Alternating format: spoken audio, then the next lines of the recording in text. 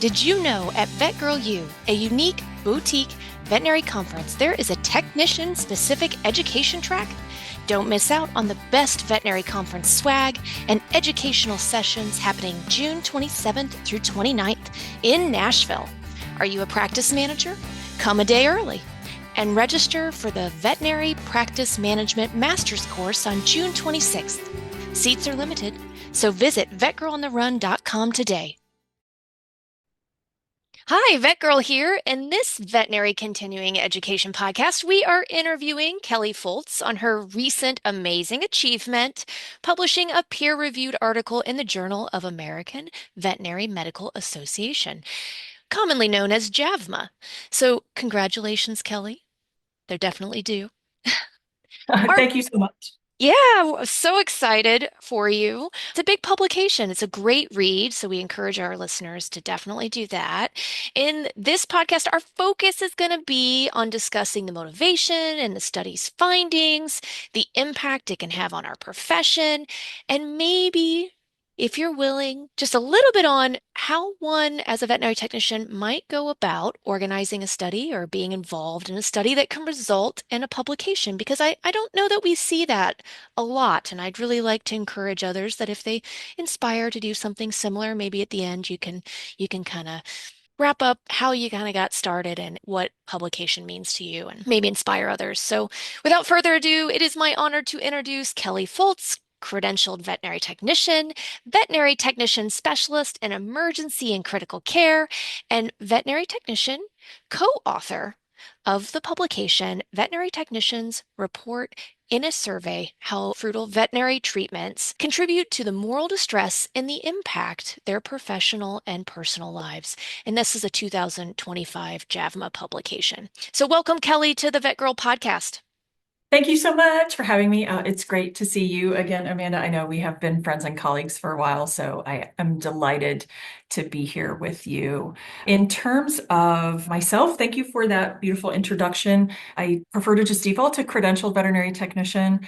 I maintain active credentials in about 5 states now, so I am a CVT, an LVT, and an RVT, in addition to my VTS, and hold an Associate of Applied Technology degree in veterinary technology, in addition to a bachelor's in English, actually, from my old life prior to veterinary medicine. So that's a lot of alphabet soup. And I usually will just jokingly tell people that all that means is that I'm probably qualified to talk to you about veterinary technology and some of these kinds of things. So And yeah. publishing with that English degree as well.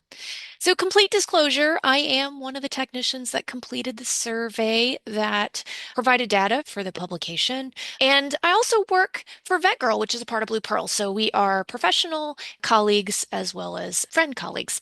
Yeah, that is very good news for me and for Blue Pearl, by the way. But yeah, I appreciate you so much participating in the data collection for this study. And to those that are listening that may have potentially also completed the survey, like, thank you so much. I probably one of the first things I can say and note is that there was a companion study by pretty much everyone in this research group except me.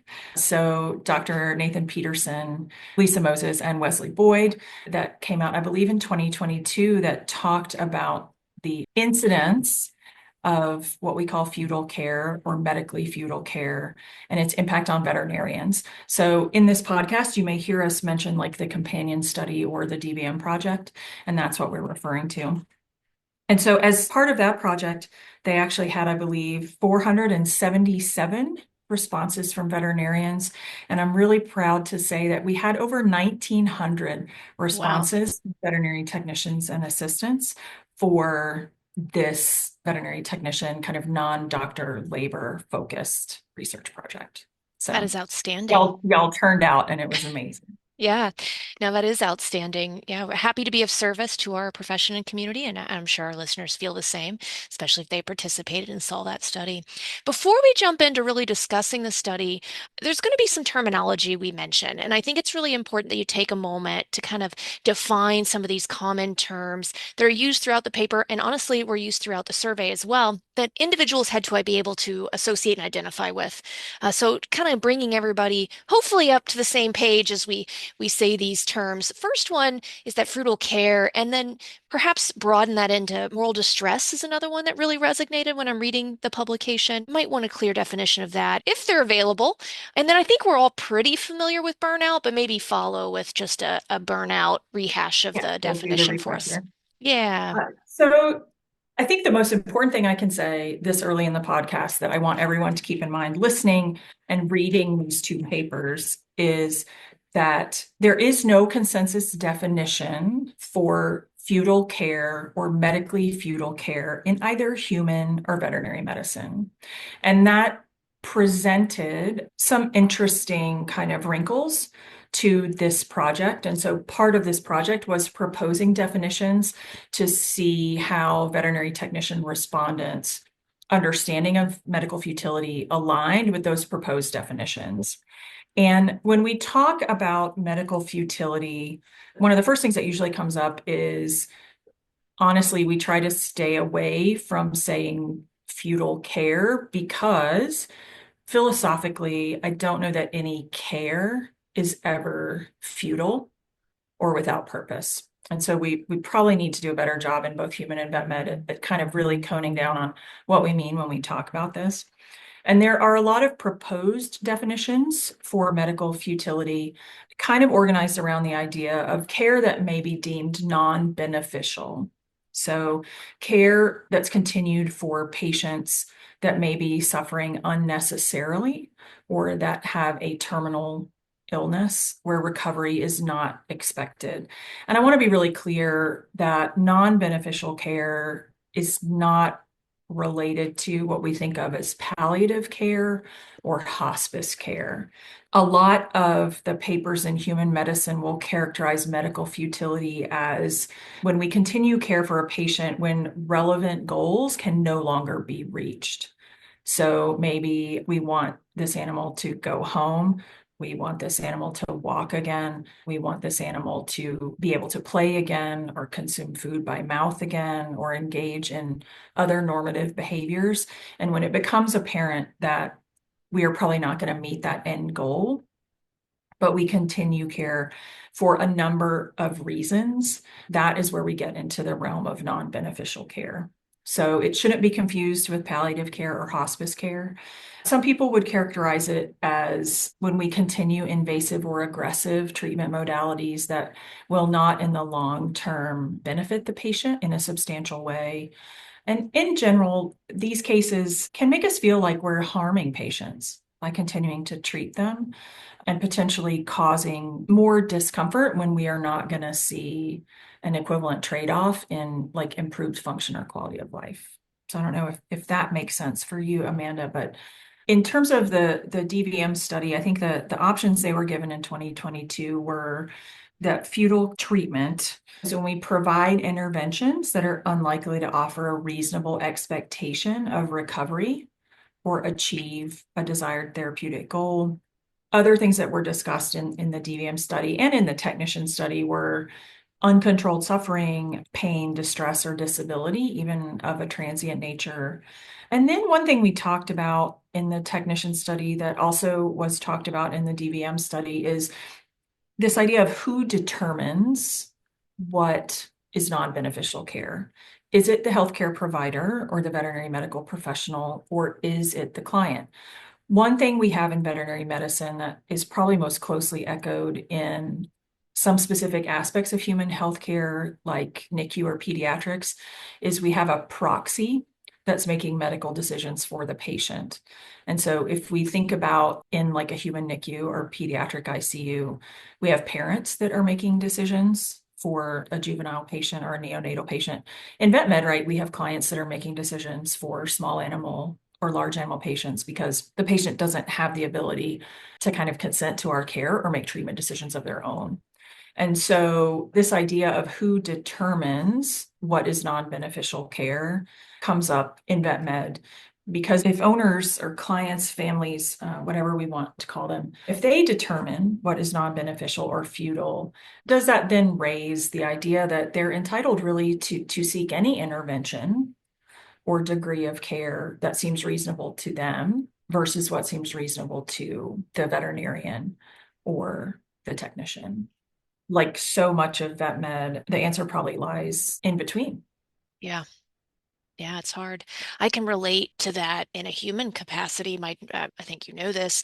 My dad was found brain dead, life flight situation on life support from a motorcycle accident, and I was the first of kin to be notified. And so I knew his advanced directives or, his wishes, but you are burdened both with some medical mind. Now, obviously, I'm not a human medical minded person, but having to make decisions in the best interest of the patient as the emotionally attached individual. So, obviously, clients, the pet owner in our situation, and then the PTSD, I'm not going to lie, the PTSD that subsequently happens associated with the what ifs of what decisions you were made and working with the healthcare providers through those. So the challenge is very complex, not only to define, but we think of definitions of having such strict lines, and they just may not exist for defining these terms.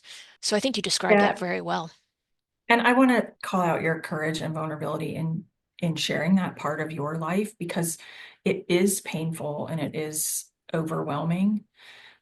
What really sticks out at me from working on this project is that I think a lot of us as professionals within the context of veterinary medicine feel like we recognize this when it's happening, almost on like a visceral level by how it may make us feel. And so working toward definitions can be really challenging. Since you just kind of took us into human healthcare for a minute, I do want to segue just for a moment. The Society of Critical Care Medicine for People does have a consensus statement regarding futile treatments. And in that document, they identified 4 categories of treatment that patients receive that could be considered futile. And it may be very useful for us in vet med as we continue to work toward consensus definitions of our own. So in that context, they outline treatments that have an uncertain or controversial benefit, treatments that are beneficial but extremely costly, treatments that are extremely unlikely to be beneficial, and treatments that have no beneficial physiologic effect. And in the work that the Society of Critical Care Medicine did, that last category where there's absolutely no beneficial physiologic effect, that was the only one that kind of they accepted as truly futile. Mm. So this may be more mutable and open to interpretation than we're ready to discuss or admit. I think we just need ongoing work. This is one of the first projects of its kind to look at this within the context of veterinary technicians. And so it's very, very early stages. Yeah, but it's opening the conversation. I think that's really important. So I applaud you for working so hard. So speaking of that, well, perhaps we've answered this question, but why dedicate a study to the focus on veterinary technicians specifically? I may ramble a little bit with this one. That's okay. And it's intensely personal. I may actually take us to the end about like how this all happened. I have worked in academic and private practice, emergency and critical care for my entire career. Never had a paying job in general practice. So when I read the JAVMA research paper from this research group in 2022, 2023 about DVMs and medical futility, I was just sort of leveled.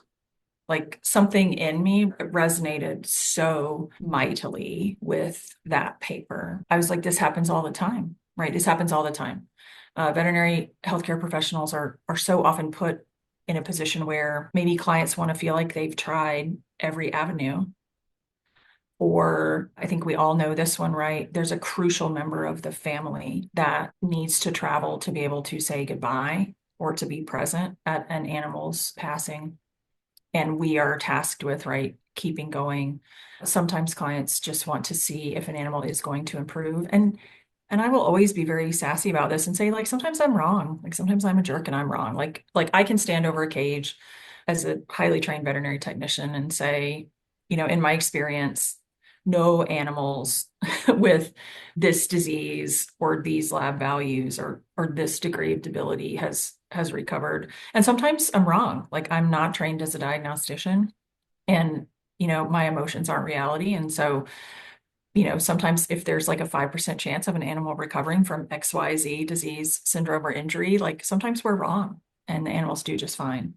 So the paper really resonated with me, and I did something that we probably all should not do. And that is I reached out to Dr. Nathan Peterson, who was the corresponding author on the paper. Kelly's bold. Listeners, Kelly's bold. And I said, I have never met you before in my life, and you don't know me, but this blew the top of my head off. And have you ever considered doing a similar project focused around veterinary technicians? And Dr. Peterson is a very kind man, and he did not call the police. He did not block me. And he actually replied within a matter of days and said, actually, I really wanted to focus on like non-doctor roles, but I just wasn't sure how to like distribute the instrument. Yeah, the logistics. Yeah. And I said, oh, we've got the logistics sorted. And I do want to call out our colleagues at NAVTA because they were wonderful. I also kind of called them and I was like, hey, I've been a member since I was a student, and would you be willing to help us distribute this survey in the newsletter and on social media and in a member email blast? And they were very game. They were lovely and really made this possible by helping us get it out. And that's kind of how it all unfolded. I don't have a ton of experience as a researcher. This has been very educational for me from designing an instrument, right? You want to make sure that it's accessible, that you'll get the information that you want to get from it, that it doesn't take too long to complete, right? To where people actually complete all of it. I want to say the DBM survey instrument from the original paper was about 25 questions, and ours was about 56 because we wanted to really explore the space that technicians are in, which is not being a diagnostician, being prohibited by law from prognosticating. What is it really like to be like, I'll make the analogy of a football team, right? And if the doctor is the quarterback, right, he calls the play, and I and my teammates are responsible for helping him execute the play, right? We don't hold the playbook like the coach.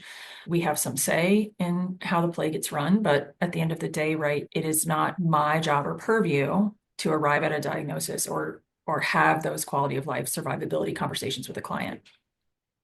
And that can lead to a very unique space for us as veterinary technicians, where we may be charged with participating in a case where we feel some moral distress. And I realize that we kind of never finished that part of the conversation, so I'll circle back. Yeah. Um, Moral distress has been really well explored and described in human healthcare. And I think we're just getting into it in vet med, but it's basically when a caregiver cannot take an action that they feel as an individual or as a professional, they can't take the action that they feel is necessary or right, and I'm doing some air quotes here, due to a variety of constraints. And I think probably the most prominent constraint that we encounter in veterinary medicine is financial, Yeah. because we aren't underwritten in most cases by insurance, right? And the ability for clients to pay for care is dependent on things like disposable income and credit score and some of that kind of stuff. And so maybe we believe very devoutly that something should happen or something should be done, and maybe a client or a proxy can't make that happen. Like that is the definition of moral distress.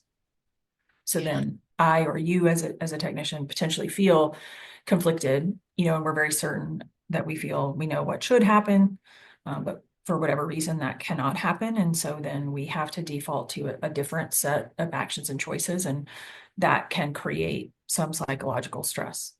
Yeah. In both directions, right? So inaction and over actions, is that, you know? And for us and clinicians and for the client, right? Yes. Maybe the client feels that they're being subtly or not so subtly judged or written off because of what they're able to do. And so there's kind of moral distress for everyone. Yeah. And then burnout kind of, we talk about it a lot. I just want to make sure that we're super intentional. I think sometimes we all get very kind of balled up in like compassion fatigue, burnout, moral distress, rah, versus garden variety, right? Like just anxiety. To me, my understanding of burnout has always been related to the workplace and potentially like the working conditions. Whereas compassion fatigue occurs due to the nature of the work that we are doing as caregivers or in the human realm, right? First responders, social workers, like it's more the nature of the work versus kind of how we're doing the work or where or with whom. So That's very that helpful, I think, to is the crucial delineate. difference because you can be burnt out and not compassion fatigued. You Yeah, can be compassion fatigued and not burn out. You can be morally distressed and not the other two, right? Like right. you can hit the jackpot in Vegas, right? And Have with everything. all of them and really need a leave of absence. But yeah, because there's definitely been times in my life where I have been like, I love the work. Like I always think of it like the work in capital letters because to me it's a vocation, right? It's not just a job. So I love the work, but I don't love where I'm doing it or who I'm doing it with. Like that's the part that's making me tired or frazzled or angry versus like the actual caregiving. And that to me is how Yeah. I always make the distinction. Yeah, no, that's very helpful. So let's talk about the aims of this study. I think we've kind of hit that, to me, the study set out to be a way to define terms and acknowledge if this or if this did not exist in our professional workplace with veterinary technicians and other support staff members. What would you say the aims of the study were when you guys launched that survey? I think we wanted to know, is this something that this population of professionals experiences? If so, how often? We really wanted to poke and prod a little bit, I think, about a definition, and that proved to be a little interesting. And then one thing we wanted to explore that was not really part of the DVM paper and is not a huge part of this one, but if there's ever a second paper, it probably will be. We really wanted to explore like have people thought about leaving the profession and then potentially what tasks or nursing actions are the most potentially like distressing. And all I'll say about that, Amanda, is I think you and I both have colleagues and have preferences of our own, right? Like if I have an animal that I know is desperately ill and may not survive its illness, there are things that I mind having to do versus things that don't bother me as much. And like a good example might be like if a peripheral catheter fails, I don't feel that distressed about replacing it. But by golly, I really have a hard time putting in like nasoesophageal feeding tube in. I think because, animals don't necessarily like to be poked in the nose. Like I'm looking them in their eyes, right? Like, and it's a little bit different for everyone. Yes, But I'm buffered because of my wanted to specialty. explore. Yeah. Well, and you and I always tease each other about, right, like the gloves and you never see them awake and Yes. that kind of stuff. And how I always have to untangle all your lines and crap when you when you Yeah, bring them so out and to maybe everyone. and maybe we Uh, should just share. So I am a VTS in anesthesia and analgesia for our listeners who may not know. And then of course we introduced Kelly earlier in the beginning of the podcast. You're a VTS and ECC. So we're always bantering a little bit about our scope. But absolutely, if I'm placing a nasogastric tube, the patient is still anesthetized. Because I would advocate in that circumstance that, well, instead of recovering it, let's do all of this while the patient is still anesthetized before I have to hand this off, or, I'll keep it anesthetized for a colleague like you to do. Yeah, and So, sometimes ours are, if yeah. they're not going to an anesthetic event, they're sedated, but sometimes we want to retain that swallow reflex. And, so that was another piece that we kind of Mm, wanted to get into that they didn't really get into in the DVM study. Like they didn't really ask clinicians, like, what bothers you the most? Because a lot of the time, right, clinicians devise care plans and then we execute. And so yeah. some of the task related stuff was pretty interesting for me. And to go back to your original question, like what was the impetus for this? For me, at least personally, I believed very strongly that we were experiencing this. I say we like as a Yeah. professional class. And I wanted to be able to document those experiences and start the conversation. Yeah. And you said something really interesting when we were chatting before we hit record, and that was that you and a couple of other colleagues kind of had to look up Yes. fetal care or medical futility as you were completing the survey. And I really love that because what I hope, I mean, I don't want to put you on the spot, but when you started down that rabbit hole, did you have a feeling of recognition? Yeah, definitely. And so my scope, again, anesthesia, although similar to you, I have never had a traditional role in a general practice. I've been straight in academia and referral practices only. So my scope is very limited, let's say, to emergency style and very intensely critical patients. That's really where I Yeah, it's stand. So niche, right? It's niche. The yeah, sickest of the sick. Yeah. it is. And so I can absolutely relate. I have vivid memories of being called in to anesthetize a patient for a procedure that obviously had a more critical illness unrelated to the procedure. It was a GDV. I will leave it pretty vague. It was a GDV with significant cancer that was destructive and having wounds that demonstrated the patient probably wouldn't recover completely from the GDV surgery wise to go on to live a normal life because of this cancer. And here we are, we're doing this massive procedure. And so, yeah, you sit back and you think that probably is a nice example of this. I mean, in the moment, you're right. The animal is going to pass because it's a GDV. That the correction is surgery.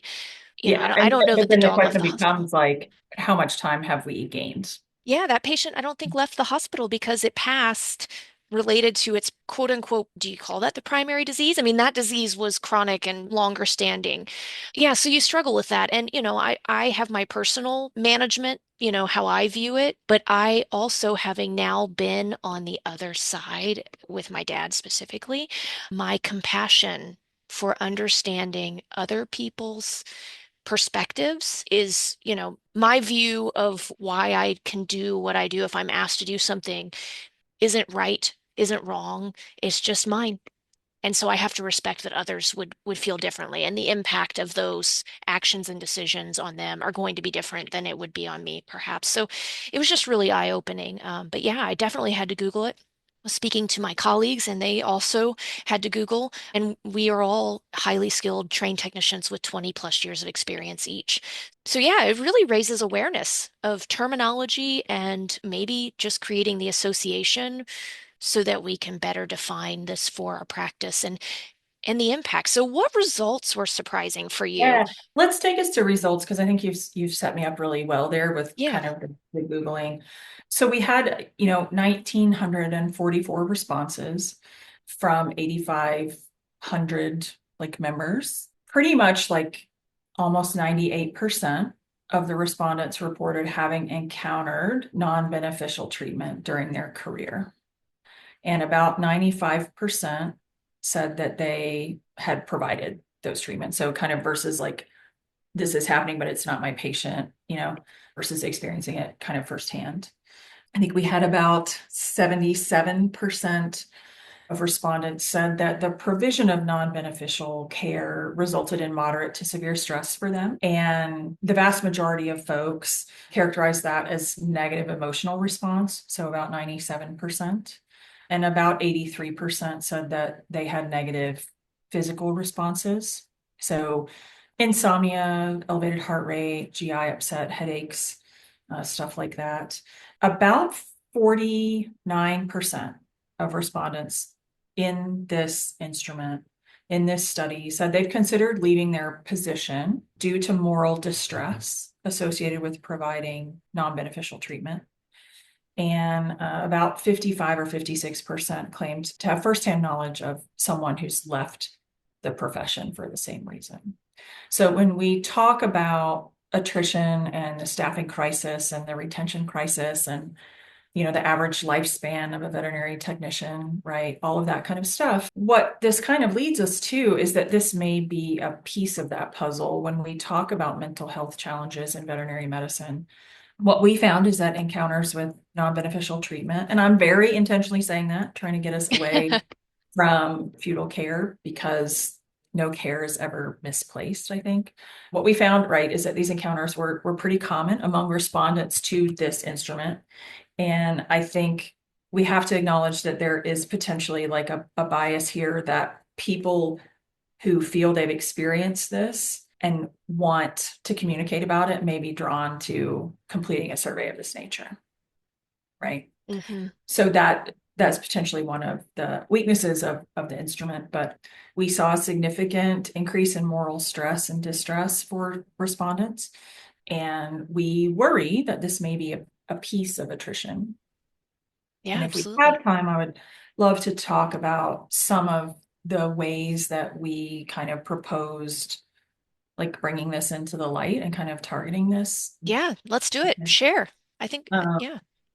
I think something as simple as some of the stuff that they've tried in human nursing. So having the caregiver in the nursing role be privy to conversations with families. I think very, very often, because of staffing and because of our caseload, what happens is a clinician has a conversation with a family and then they get off the phone and maybe they come to the care team and they say, we're going to continue with Bob, right? And because we want to continue, they're on a cruise. They don't want to make a decision until they can see him. They won't be back in the country until Thursday. It's now Monday. He's at a caloric deficit, right? We're going to place a feeding tube. We're going to, add and change kind of these elements of the orders and continue until they can be back in town. And sometimes that's where the conversation ends. Mhm. And a lot of the time, we as technicians maybe weren't privy to that conversation, right? We don't know what was offered to Bob's family. Bob's family hasn't seen him. Maybe he's recumbent. Maybe he's minimally responsive. Maybe we are very concerned about his quality of life, and the clinician is too. Would it help us to have a better debrief about what was shared and what was offered? So that a lot of the time nurses are involved or present for some of those conversations, and you may be able to speak to that from your experience with your father, Yeah. but more of a team-based approach, right? So that we can all have that transparency. I think something as simple as team huddles, right? The clinician gets off that telephone call, brings the care team together and says, hey, like, here's what I told them. Here's the concerns I expressed. They are out of the country. They're not comfortable making a decision. We're going to move forward with XYZ. I want to create the space for everyone to say how they feel about this or what their concerns are about this. And then if staffing permits, is there a way that people can recuse themselves from cases that they find distressing? If someone is going to cry or have nightmares or really fixate on a case or aspects of a case, like, would it help to have that psychological safety to be like, you know what, I just don't know that I can participate in the care of this animal anymore. And like, I'm happy to take two of your cases if you're willing to see this one through, but I just need to get off this case for the next few days. Like things like that. In addition to, I think, kind of the usual work that we're doing in vet med around psychological safety and civility and understanding the differences between moral distress, burnout, compassion fatigue, anxiety, stress, depression. And Um, elements that trigger subsequent outcomes. and things like having access to a social worker, either in the hospital, access to like an employee or assistance program, access to mental health resources, all of that kind of stuff. Like it all goes together. But I think it starts for me, the biggest thing about these two papers is this is happening to all of us, Yeah. right? And can we make that Venn diagram where we overlap and Yeah. develop the ability to say to one another, like, hey, clinician, I understand the lift that you have with this case in trying to communicate clearly and coherently. And clinician then saying to me, hey, technician, I understand the lift that you have in this case of trying to make sure this animal is comfortable and that we serve the client's wishes and also, have our standard of care. Like, I think that could just be galvanizing. Yeah. What else comes to mind for me is some kind of starting aspect, and I think this needs to start at our schools and training and communication and recognizing how to communicate in these highly charged, intensely emotional, situations as well to team members and to clients. I would say that's what I probably appreciated the most being observant. My dad was on life support for almost 5 days before we, made a turn of decision. And the communication between the nursing staff there. Now, granted, we're talking about a life flight receiving hospital. So the nursing care there is extremely competitive for those positions, and they know that they're going for those positions. So it is a little different than I think vet med, where a lot of the patients you care for are going to be broad spectrum and perhaps the type of care that they need.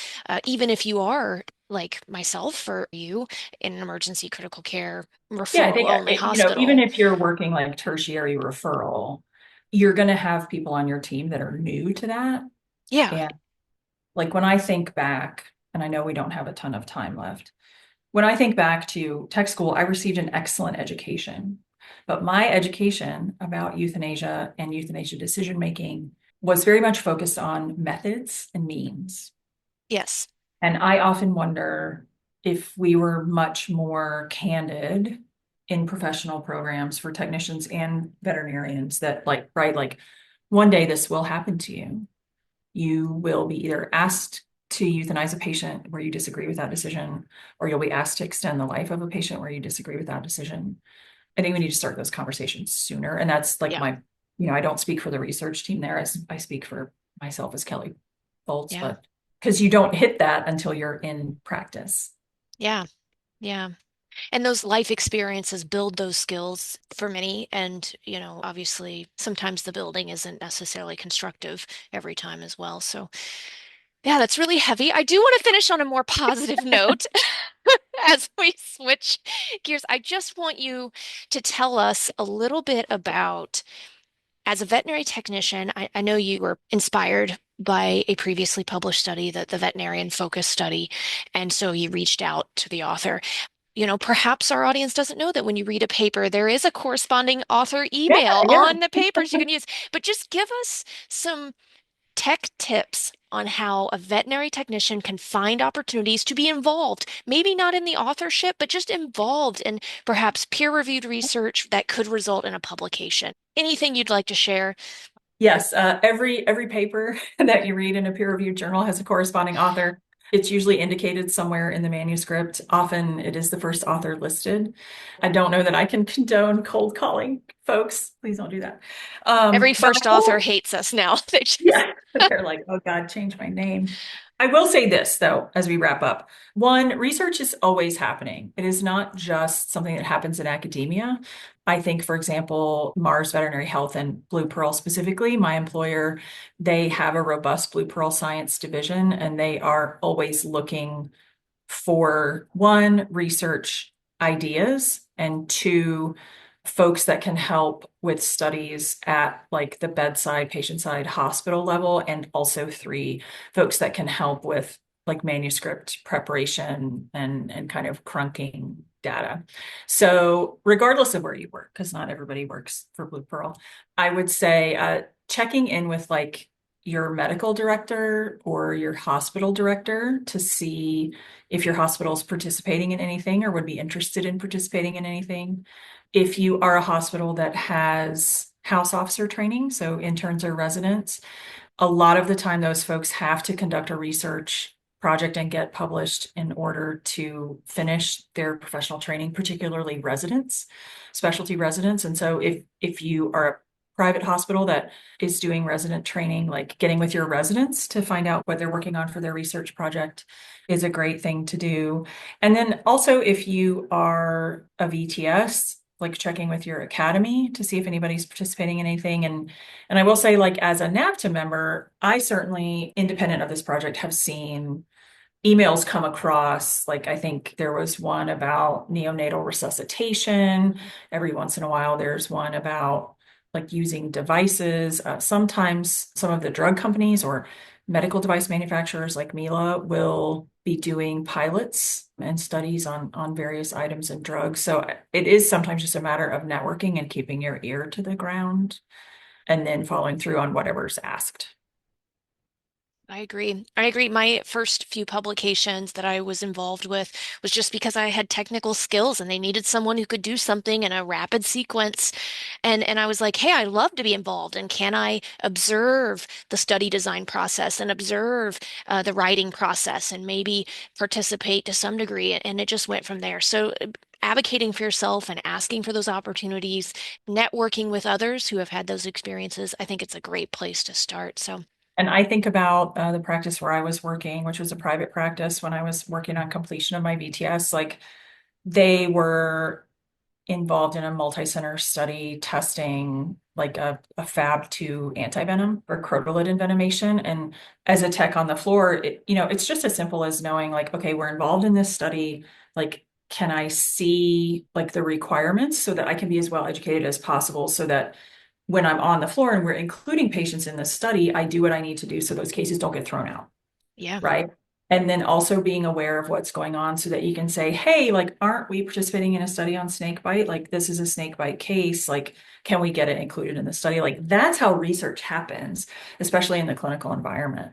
Yeah, absolutely. Is being like, oh, I heard something. We're doing a study on, like the animal trauma triage score or the snake bite severity score. Like, this animal got hit by a golf cart or chopped up by a boat propeller. Like, what do I need to do to include it in the study? We definitely just determined you're from the South. With that, thank you, Kelly, for joining us, It was taking a my deeper pleasure. dive. We really, and I hope everyone listening had as much fun as we're having recording. I think this publication is really important. I think the subject matter is important. I think you're treading into uncharted waters, some would say, and it's wonderful to see a technician pioneering some of this with a group of other colleagues. Yes, it takes a team, and just bridging kind of that collaborative nature with everybody who's part of the veterinary care team. And I think that's really important in the end for all of our And own well-being. I'll wrap us up by saying, if this paper and this podcast just gets one technician or one clinician or one team to talk about this, then that's totally the intent.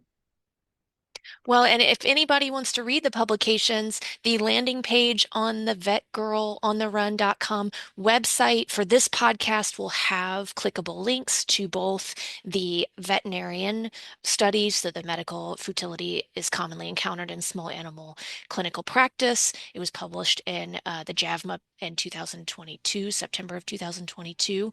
And of course, the study we're discussing here today as well that focuses on the veterinary technician. So take a look at those. And as always, VetGirl listeners, thank you for tuning into this episode.